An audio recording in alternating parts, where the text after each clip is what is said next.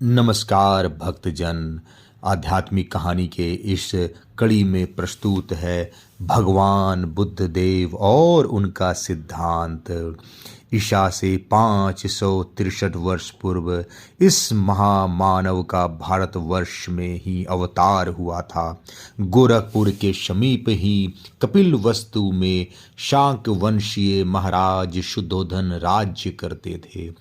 यह शाक वंश प्रसिद्ध सूर्यवंशी इक्ष्वाकु वंश के ही एक शाखा माना जाता है। इसी पवित्र इक्ष्वाकु वंश में पूर्ण परात्पर ब्रह्म मर्यादा पुरुषोत्तम भगवान श्री रामचंद्र का अवतार त्रेता युग में हुआ था। महाराज सुद्धोधन की दो रानियां थी, महामाया और महाप्रजावती, पर इनके कोई संतान नहीं थी।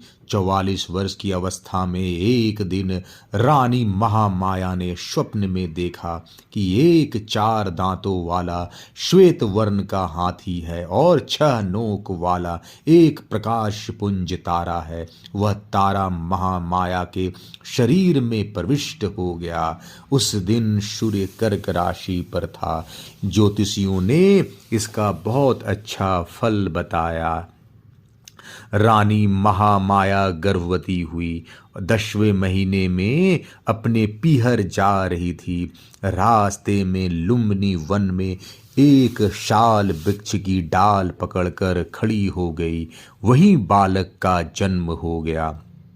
बालक बड़ा तेजस्वी, अत्यंत सुंदर, सर्वजन मनमोहन था। वह विचित्र बालक उत्पन्न होते ही 7 पैर चलता गया। कहते हैं कि उसने जहाँ पैर रखे वहीं धरती माता से सुंदर कमल पुष्प प्रकट होते गए। राजा ने अपने समस्त अर्थ सिद्ध हुए जानकर उसका नाम सिद्धार्थ रखा। मातृवंश गौतम वंश का होने से वह बालक गौतम कहलाया। सिद्धार्थ के जन्म से 7वें दिन महामाया का देहावासन हो गया। तदंतर महाप्रजावती ने बालक को बड़े स्नेह से पालन पोषण किया। बालक दिनों दिन सभी दिशाओं में प्रगति करने लगा। सारी शिक्षा मानो वह साथ ही लेकर जन्मा था।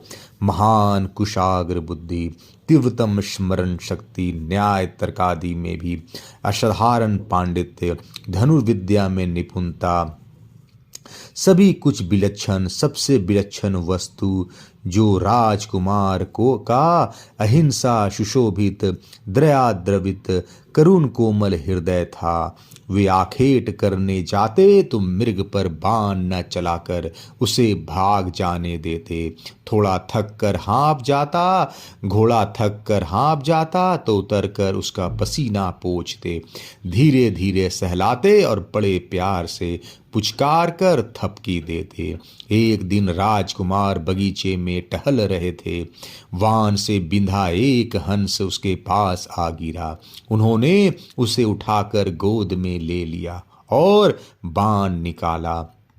राजकुमार के चचेरे भाई देवदत्त ने उस उड़ते हंस को बाण मार कर गिराया था। देवदत्त ने आकर उससे मांगा और कहा कि यह मेरा शिकार है, मैंने इस पर निशाना लगाया था, अतः इस पर मेरा अधिकार है। सिद्धार्थ ने कहा, पक्षी को मारने वाले की अपेक्षा उसे बचाने वाले का उस पर अधिक अधिकार है। उन्होंने हंस नहीं दिया और जब हंस उड़ने योग्य हुआ तब उसे उड़ा दिया। देवदत्त ने इस बात को अपने मन में वैर मान लिया। लक्षवेद परीक्षा में उत्तीर्ण होने पर राजकुमारी यशोधरा के साथ उनका विवाह हो गया। राजा सुद्धोधन ने राजकुमार को वैराग्य न हो जाए इसे भय से उन्हें सदा भोग सुख में लिप्त रखने का पूरा आयोजन कर दिया। सुंदर राजप्रसाद, विभिन्न ऋतुओं का सौंदर्य, विहरते हुए मनोरम नील कमलों से पूर्ण सरोवर, नित्य नवीन वस्त्राभूषण, स्वस्थ संबल और आज्ञाकारी सदा उपस्थित सेवक समुदाय, सेवार्थ विविध वस्त्रालंकारों से सुशोभित तरुणियों की मंडली, नित्य मनोहर गान वाद और नर्तन, अपनी जान में कुछ भी कसर नहीं रखी राजा ने। परंतु विधाता का विधान कुछ और था। सिद्धार्थ का अवतार साधारण मानव प्राणियों की भांति विषय भोगों में प्रलिप्त रहने के लिए नहीं, वरम स्वयं त्याग वैराग्य के मूर्तिमान स्वरूप बनकर जगत के प्राणियों को दुख दावानल से बचाने के लिए हुआ था। अतः वैसा ही संयोग बन गया। एक दिन वे शहर में घूमने निकले।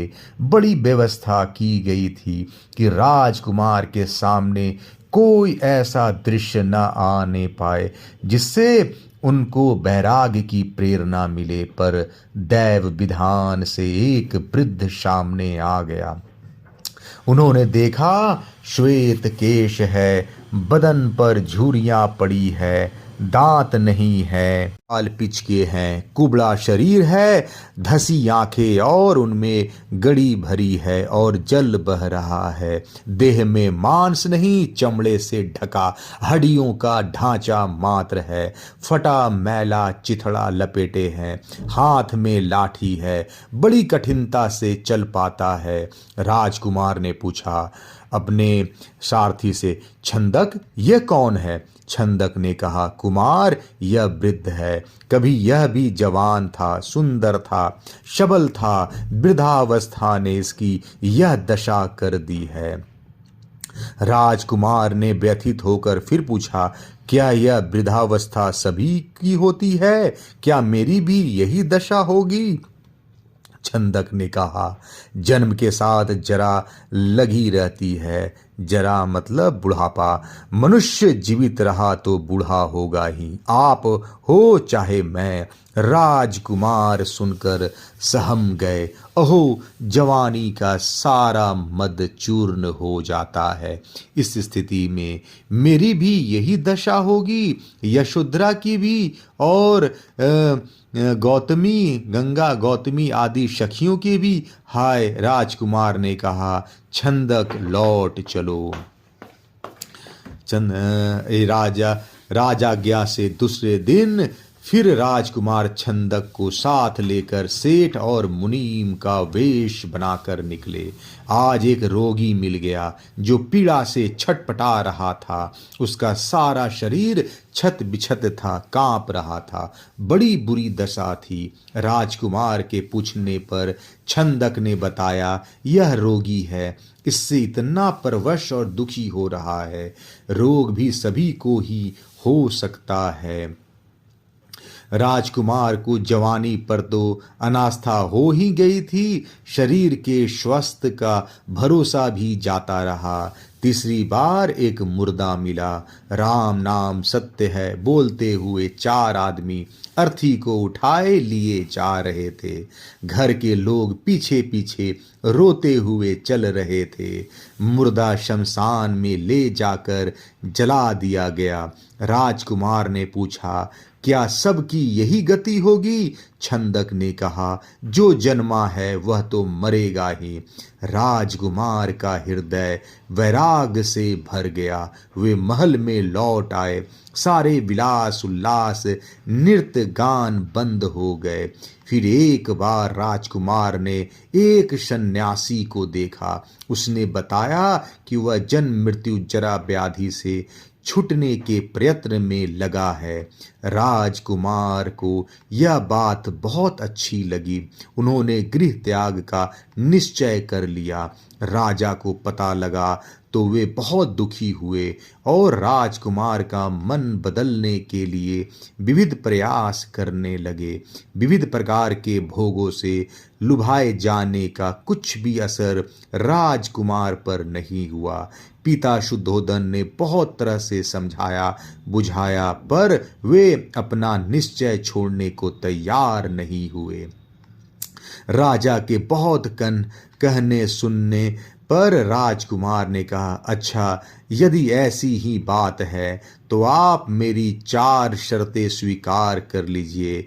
मैं तपोवन नहीं जाऊंगा, अर्थात मैं कभी मरूं नहीं, मैं कभी बीमार न पड़ूं, मैं कभी बूढ़ा नहीं हूं और मेरी यह राज संपत्ति सदा बनी रहे।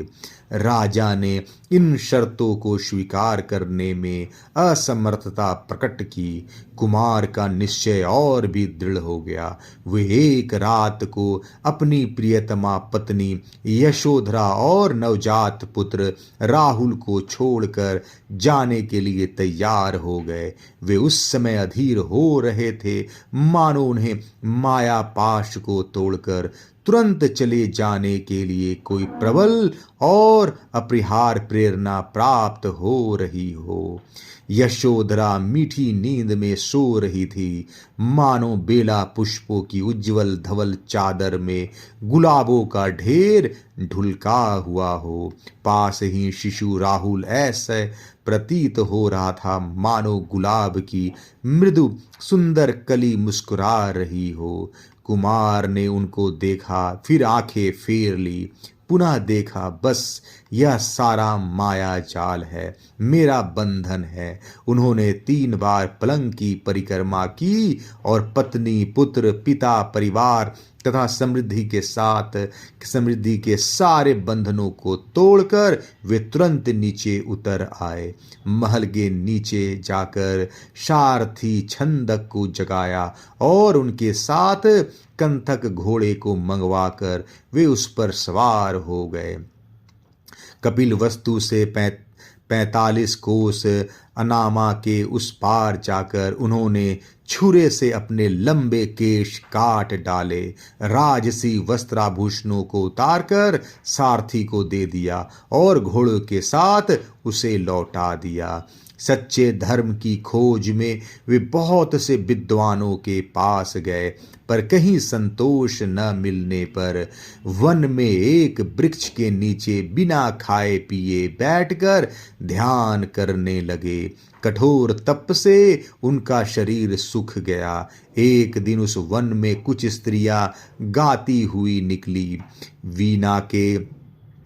वीणा के तार को इतना मत खींचो कि वह टूट जाए और इतना ढीला मत छोड़ो कि उससे स्वर न निकले।